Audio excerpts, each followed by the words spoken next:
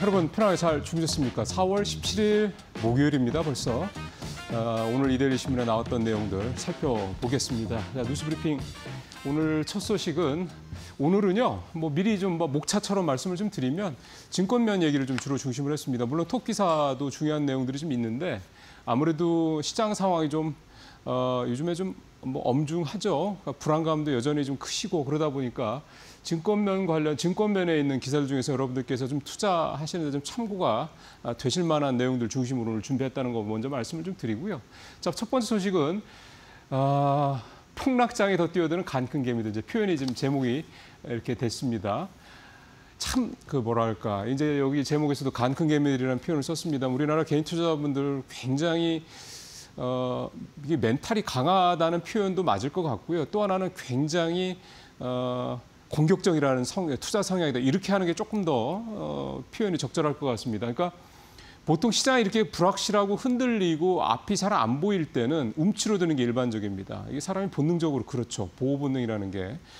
그다음에 데니스 카더먼이라고 하는 이 노벨 경제학상 수상자, 이 심리학자지만 이 양반이 했던 얘기도 위험 회피 심리라는 게 인간이 있지 않습니까? 그러다 보니까 당연히 요즘 같은 때는 현금 더 비중 늘리고 그리고 웬만하면 거래 잘 안 하고 관망 유족의 일단 기본적인 상황인데 그래서 신용장구도 줄고 고객인탁금 늘어날 수 있죠. 어쨌든 언제든지 시장이 좋아지면 들어갈 준비를 해야 되니까 그런 게 일반적인 모습인데 지금 우리 개인 투자자분들은 국장뿐만 아니라 미장에서도 굉장히 적극적이고 공격적으로 저가 매수에 나서고 있다. 그 내용이 되겠습니다. 그러니까 지금 시장 상황이 패닉셀이나 이런 게 나온다 그러면 오히려 더 이제 들어가는 모습을 보이고 있는데요.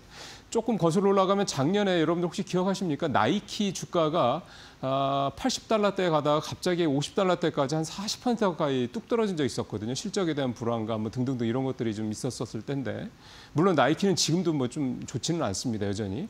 근데 그때 나이키가 주가가 급락을 했을 때 그 나이키의 주가 하락에 안전판 역할을 했던 게 이게 아이러니하지만 우리나라 서학개미들이었습니다. 그때 한국 서학개미들이 나이키를 엄청나게 저가 매수를 했었거든요. 물론 그 저가 매수를 한 다음에 나중에 이제 CEO가 바뀌고 등등등 하면 주가가 또 한 $80까지 올라서면서 분명히 아마 끝까지 계속 가지고 가신 분들은 수익을 내셨을 수도 있겠습니다만 사실은 그 위에 또 떨어졌기 때문에 우리가 흔히 미국 시장 투자할 때 항상 갖고 있는 미국 시장은 장기 투자하기에 딱 적합한 시장이다. 이런 어떤 그동안의 통념에 상당히 좀 반하는 그런 상황들이 벌어졌는데요. 지금 이런 상황에서도 불구하고 우리 개인 투자자들은 미장이든 국장이든 계속 그렇게 적극적인 저가 매수에 나서고 있다. 이렇게 좀 볼 수가 있겠습니다. 표를 좀 먼저 한번 보죠. 자, 화면에 나옵니다. 국내 투자자 상위 순매수 종목, 미장과 국장과 미장께 보는데 국장은 SK하이닉스, 삼성전자 두 종목만 합쳐서 지금 거의 3조 원치 샀죠. 그다음에 현대차, 기아 역시 합쳐서 한 6천억 정도, 한 7천억 정도 가까이 되네요. 이렇게 샀고. 그다음에 또 LG전자입니다. 이 5종목 다 지금 별로 트럼프 관세 리스크 시장 상황에서 별로 안 좋은, 그러니까 주가 상황이 별로 안 좋은 종목들이죠. 근데 이런 종목들을 우리 개인 투자자들은 이렇게 조 단위로 사고 있는 모습이 좀 나타나고 있고요. 저 오른쪽으로 서학개미들 순매수 종목도 보죠. 탑은 디렉시온 데일리 반도체 불 3X ETF, 3배짜리 레버리지 상품입니다. 반도체. 그 다음에가 이제 울트라 프로 QQQ ETF. 저것도 역시 마찬가지로 레버리지 상품이고. 테슬라. 그 다음에 테슬라 2배짜리 레버리지. 그 다음에 이제 배당주. 요즘 같은 때 배당주 생각하시는 분들 많이 있으니까 사실 5번째 거는 어느 정도 약간 좀 그럴 법하다 생각이 드는데 앞에 1, 2, 3, 4위는 레버리지 상품만 벌써 3개가 들어가 있고 테슬라 말고는 다 레버리지 상품이니까 이렇게 굉장히 공격적인 겁니다.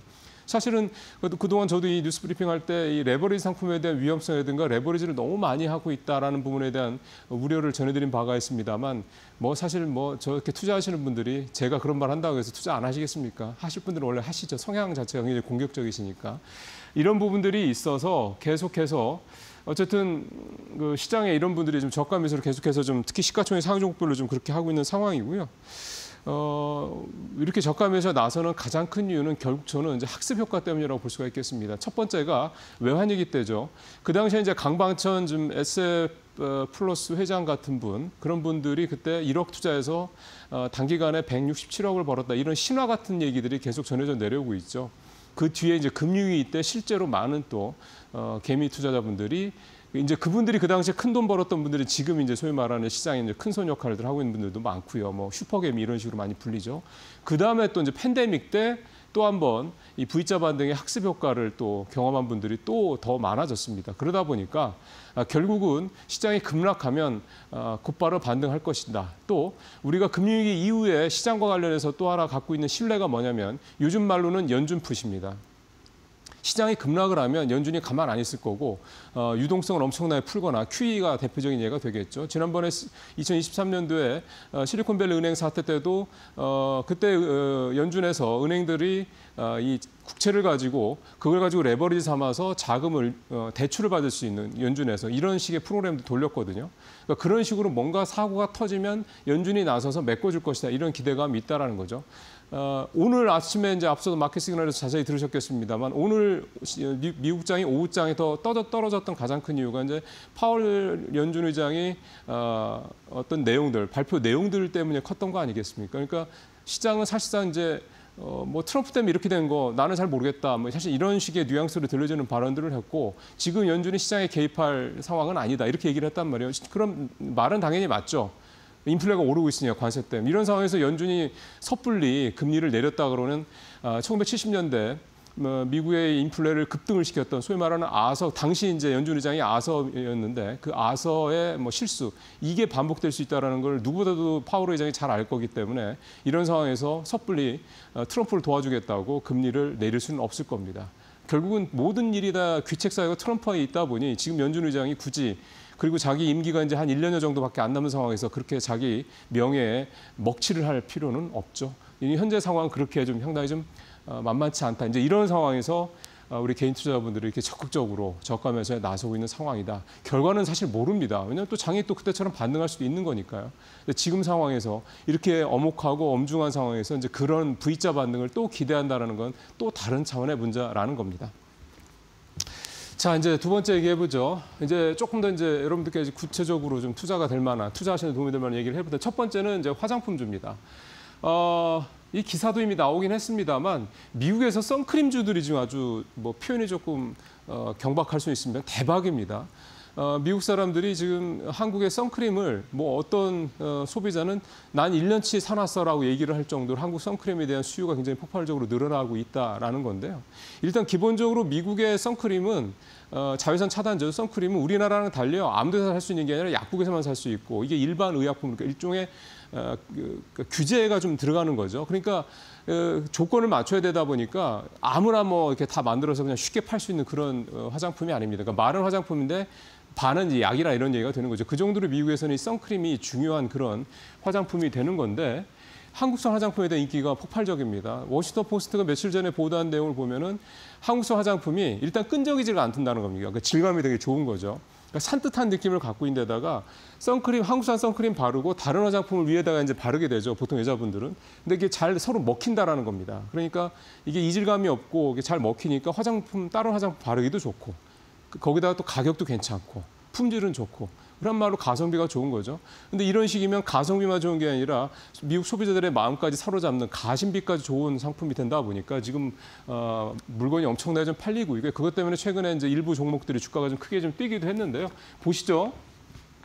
4월 이후에 국내 주요 화장품들 주가 추이를 보면은요. 그 사실은 선크림 만드는 회사가 이 선진 뷰티 사이언스는 재료를 만드는 회사고 한국콜마는 이제 선크림을 만드는 이제 잘 아시는 ODM 업체입니다. 이런 회사들이 지금 주가가 실리콘2부터 비롯해 실리콘2는 뭐 잘 아시는 것처럼 이제 중간에서 마케팅 판매망을 이제 연결해주는 회사고 잉그루드랩도 결국은 미국의 공장을 갖고 있는 그런 화장품 ODM 업체고 자 이런 회사들의 이렇게 주가가 좀 많이 오르는 그런 모습을 보였습니다. 이게 이제 일종의 사재기 성격, 오늘 뭐 미국의 이 소매 판매에서도 이제 확인이 됐듯이 이 사재기적인 특징도 분명히 있긴 합니다. 근데 미국 소비자들의 반응이 굉장히 좋다라는 점을 봤을 때 물론 지금이 사재기 때문에 어떤 그 판매량이 갑자기 확 늘어난 것도 물론 있겠지만 추세적으로 한국산 이 화장품 특히 지금 이제 여름 시즌이 다가오기 때문에 선크림에 대한 수요는 그다지 그렇게 줄어들지는 않을 것이다. 굉장히 긍정적으로 보실 필요도 있겠습니다. 다만 주가가 좀 많이 올랐죠. 이런 부분들은 감안하시면서 보시면 될 것 같습니다. 예, 하나금융연구소에서 웰스 리포트라는 걸 내놨습니다. 오늘 세 번째 주제 내용입니다. 불황기 슈퍼리치들 부동산보다 예금 채권에 좀 더 투자를 하고 있다. 요거는 표를 좀 보시면서 말씀을 드리는 게 여러분께서 좀 보시기가 좀 편하실 것 같습니다. 자, 보시죠.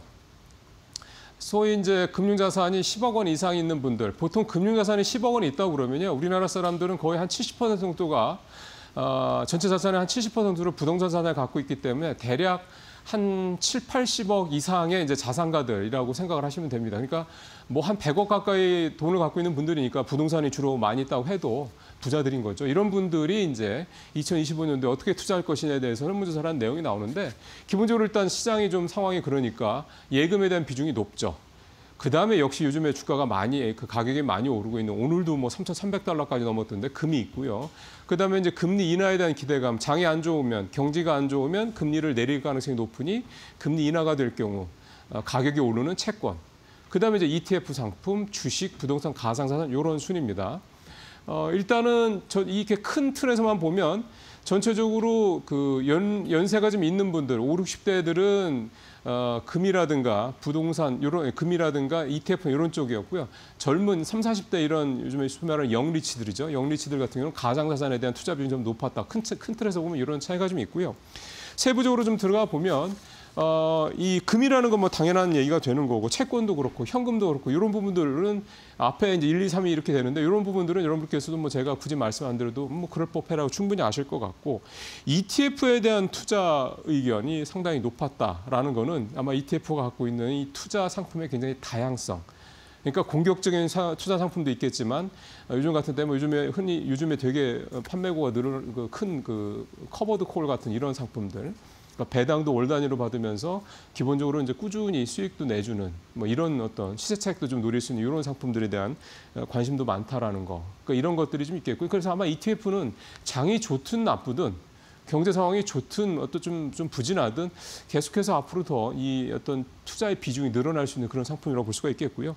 반면에 이제 부동산은 매수 의향이 44%, 작년 이맘때 50%보다 좀 떨어졌죠. 그러니까 부동산 시장에 대해서는 이제 그만큼 긍정적인 기대감이 낮다 이렇게 좀 봐야 되는 거고, 그거는 최근에 서울의 부동산 시장을 보더라도 지금 서울의 부동산 시장 정말 똘똘한 한 채 중심으로 가고 있는 것 같습니다.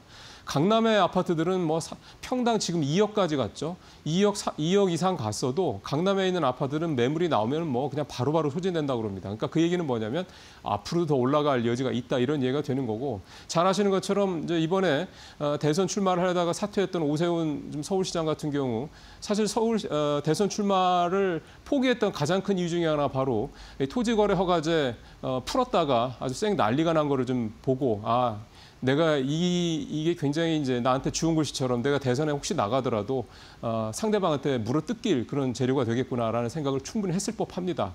워낙 시장의 파장이 컸다는 얘기죠. 그런 부분처럼 지금 강남을 중심으로 한 서울의 아파트 쪽 시장은 여전히 거의 뭐 임계점에 다다를 정도 끓고 있는 상황이기 때문에 이거 함부로 건드렸다가는 안 된다는 거죠. 아마 이 부분은 차기 정부에서도 굉장히 중요한 문제가 될 겁니다. 과거 두 번의 진보 정부가 이 부동산 시장 잘못 건드렸다가 그다음에 정권을 이제 넘겨줬던 그런 아픈 추억들이 있기 때문에, 자, 이번에 대선 아직은 좀 남았습니다만 이 부동산 문제에 대해서는 어떻게 할지 각 당 대선 후보들의 그 내용도 한번 들어보시는 것도 좋은 참고가 될 것 같습니다. 그다음에 이제 가상자산은 자산 규모가 클수록, 그리고 젊은 층일수록 투자를 많이 하려고 하고 있다. 이렇게 정리를 할 수가 있겠습니다. 오늘 마지막 얘기는 좀 빵 얘기 좀 해보겠습니다. 제목 재밌게 뽑았죠? 뚜레쥬르 파리바게뜨 미국서도 빵 터졌다. 예.